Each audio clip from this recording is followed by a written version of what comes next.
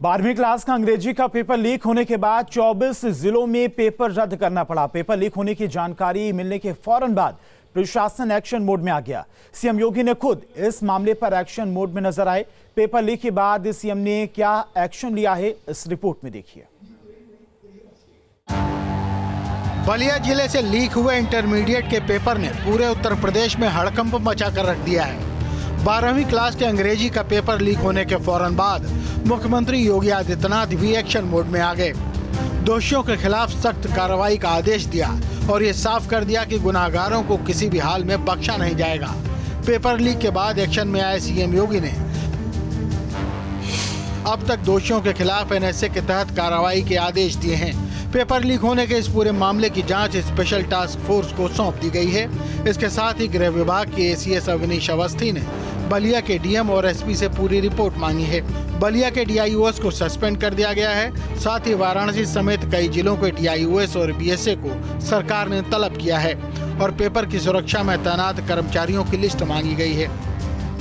STF को भी लगाया गया है कि किन परिस्थितियों में ये पर्चे लीक हुए हैं और कहां से लीक हुए हैं, किसकी मिलीभगत से हुए हैं। शिक्षा विभाग के स्तर से भी इसमें कार्रवाई की गई है और एसटीएफ तथा जिला पुलिस को निर्देशित किया गया है कि इसमें सभी पहलुओं को जांच करते हुए जो भी दोषी व्यक्ति हैं उनके विरुद्ध कठोर से कठोर कार्रवाई करें और सही मुलजिमों को जेल के सलाखों के पीछे लाएं।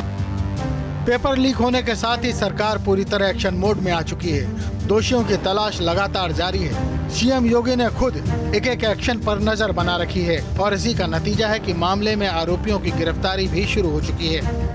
Team news state. यूपी में पेपर लीक का यह मामला बलिया से शुरू हुआ था, जिसका असर सूबे के 24 जिलों तक हुआ।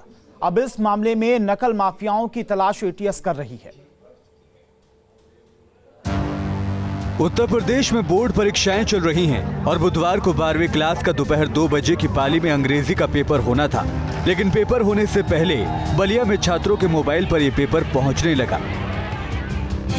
12:30 बजे जगह बलिया में छात्रों के मोबाइल पर पहुंचने लगा पेपर। जांच में पता चला कि वायरल पेपर सही है। आनन फानन में पेपर को रद्द कर दिया गया। अभी तक ये खबर सिर्फ बलिया तक सीमित थी, लेकिन दोपहर 1 बजे तक मीडिया में ये खबरें सुर्खियों में छा गई। न्यूज स्टेट ने भी इस खबर को प्रमुखता से दिखाया। प्रशासन ने भी तब तक 24 जिलों में पेपर को रद्द कर दिया था। जिन जिलों में पेपर रद्द हुआ है उनमें आगरा, मथुरा, अलीगढ़, गाजियाबाद, बागपत, शाहजहांपुर, सीतापुर, ललितपुर, महोबा, गोरखपुर, आजमगढ़, वाराणसी, कानपुर देहात, एटा जैसे जिले शामिल हैं।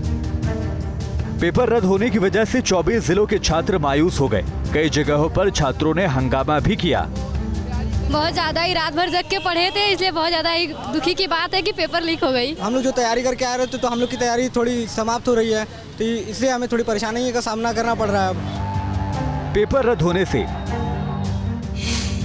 24 जिलों के 10 लाख छात्र प्रभावित हुए हैं। 30 मार्च को 2 बजे की पाली में पेपर होना था। परीक्षा के सेट 316ED और 316EI लीक हुआ था। 24 जिलों में इसी सीट के पेपर से होनी थी परीक्षा। 51 जिलों में समय के मुताबिक हुई अंग्रेजी की परीक्षा। 24 जिलों में 13 अप्रैल को दोबारा होगा एग्जाम। इस पेपर लीक मामले में सीएम सख्त हो गए हैं। दोषियों पर एनएसए लगाने का आदेश दिया है। फिलहाल एसटीएफ पेपर लीक के गुनाहगारों की तलाश में जुटी है। Team news state. और अब बात उत्तराखंड की 5वीं विधानसभा का पहला 2 दिवसीय सत्र अनिश्चितकालीन के लिए स्थगित हो गया। सदन में उत्तराखंड लेखानुदान विधेयक 2022 पारित हुआ। साथ ही 2 अध्यादेश भी लाए गए, जिसमें उत्तराखंड उद्यम एकल खिड़की सुगमता एवं अनुज्ञापन अध्यादेश 2021 और उत्तराखंड अग्निशमन एवं आपात सेवा अग्नि सुरक्षा संशोधन अध्यादेश 2022 लाया गया। उत्तराखंड की 5वीं विधानसभा का पहला 2 दिवसीय सत्र अनिश्चितकाल के लिए स्थगित हो गया है। सत्र की कार्यवाही 7 घंटे 23 मिनट तक चली। विधानसभा अध्यक्ष ऋतु खंडूरी ने सदन की कार्यवाही सुचारू रूप से चलाने में सहयोग करने पर सभी सदस्यों का धन्यवाद दिया। माननीय राज्यपाल जी का, हमारे जो ऑनरेबल गवर्नर साहब हैं, उनका जो अभिभाषण हुआ था उस पर वोट ऑफ थैंक्स हुआ और फाइनली जो लेखानुदान था उसको कल पटल पे आप जानते हैं और रखा गया था, आज वो पारित हुआ। सत्र के दूसरे दिन सदन के अंदर विपक्ष ने महंगाई के मुद्दे पर सरकार को घेरने की कोशिश की। पेट्रोल डीजल के दामों में लगातार बढ़ोतरी पर कांग्रेस ने डबल इंजन की सरकार को फेल बताया। लगातार पेट्रोल डीजल के दाम बढ़ रहे हैं, गैस के दाम लगातार बढ़ते जा रहे हैं और थोक डीजल को जो है एक साथ 25 रुपया बढ़ाने का काम सरकार ने किया। कांग्रेस विधायक मनोज तिवारी ने सदन में पुरानी पेंशन बहाली का भी मुद्दा उठाया।